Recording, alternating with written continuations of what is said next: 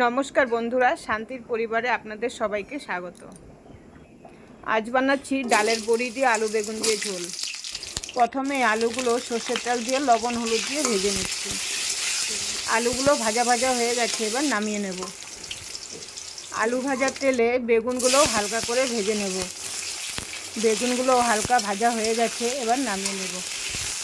এই একই তেলে বড়িগুলোও ভেজে নিচ্ছি। বড়িগুলো লাল লাল করে ভেজে নেব। ভাজা হয়ে গেছে, এবার নামিয়ে নেব। ফোড়নে দিচ্ছি গোটা জিরে, দিয়ে দিলাম আদা লঙ্কা এবং জিরে বাটা। মশলাগুলোকেও ভালো করে কষিয়ে নেব। পরিমাণ মতো নুন এবং হলুদ দিয়ে দিলাম। এবারে দিয়ে দিচ্ছি ভেজে রাখা আলু এবং বেগুন।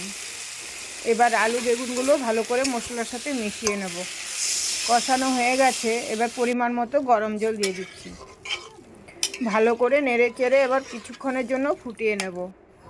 দিয়ে দিচ্ছি কেটে রাখা টমেটোগুলো। ঝোলে বলক এসে গেলেই ভেজে রাখা ডালের বড়িগুলো দিয়ে দেবো। আরও 5-6 মিনিট ফুটিয়ে নিয়ে নামিয়ে নেব। আজকে রান্না এই পর্যন্তই। আজ চলি, আবার দেখা হবে।